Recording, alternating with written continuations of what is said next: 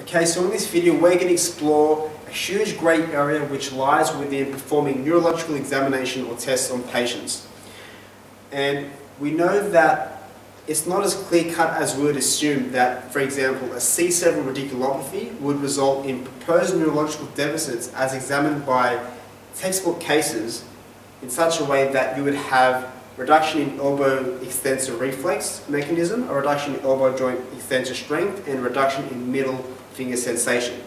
This proposed C7 radiculopathy in giving or driving these neurological deficits doesn't take into the account of the fact that of the arrangement of the brachial plexus, this functional anatomical arrangement of the plexus, neural plasticity, the ever-continuing change within inhibition and facilitation and neural drive, and also doesn't take into account the ascending-descending pathways within the cord, which can then, or which all these biological or functioning aspects within the nervous system have been set up or designed in such a way to maintain normal neurology, that being strength, sensation, and reflexes.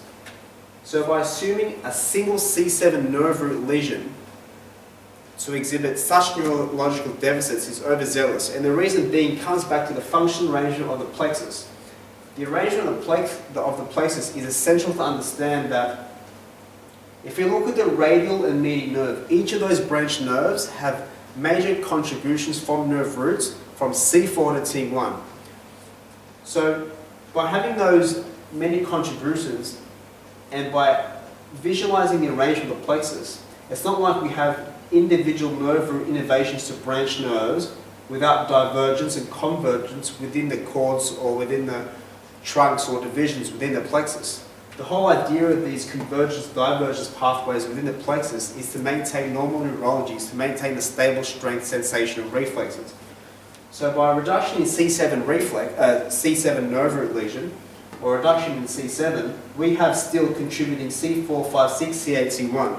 We have 6 other contributing nerve roots which can contribute to the same nerve and its intervening muscle interfaces. So C4 to 6 and C8, C1, it can converge with the trunks, I think the trunks or the divisions, and then it can prolong towards the radial nerve with intervening muscle faces. So this convergence occurs distally or after the actual site of C7 nerve root lesion. So this accompanying added increase in nerve root contributions to that one branch nerve is only really a very, very small percentage in the reduction of strength. That's probably about 1/6 or 1/8 in the reduction in strength. And we know that as clinicians, that a 1/6 or 1/8 reduction in strength, we don't have super sensitive calibration systems to be able to detect such a reduction in force output.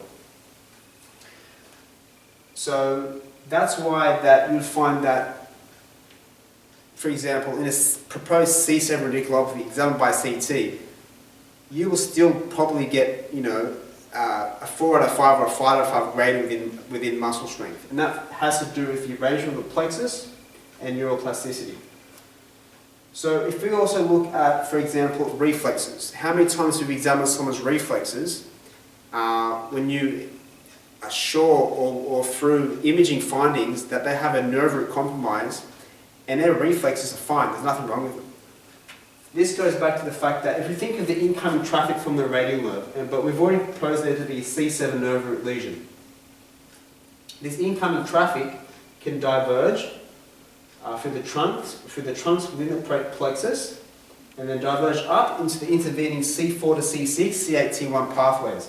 Say, for example, we have information coming to C5, and that information then goes through the dorsal horn, and then we have afferent synapse with the monosynaptic stretch reflex, and that efferent pathway drives back into C5.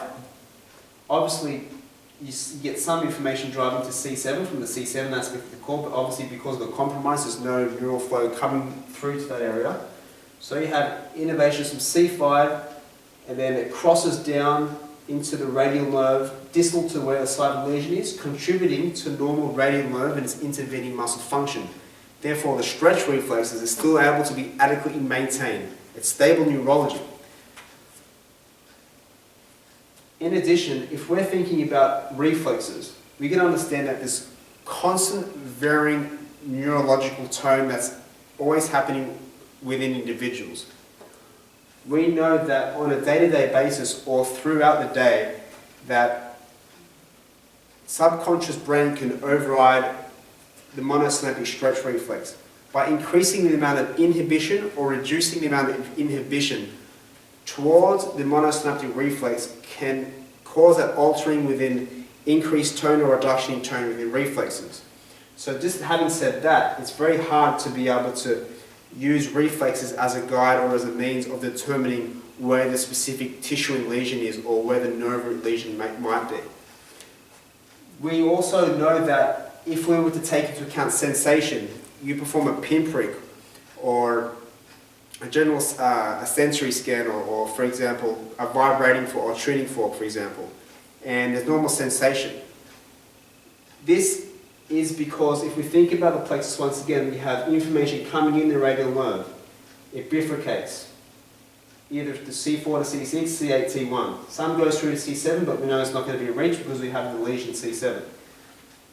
And just say, for example, here's a C5 aspect of the cord. And we have afferent pathways in C5.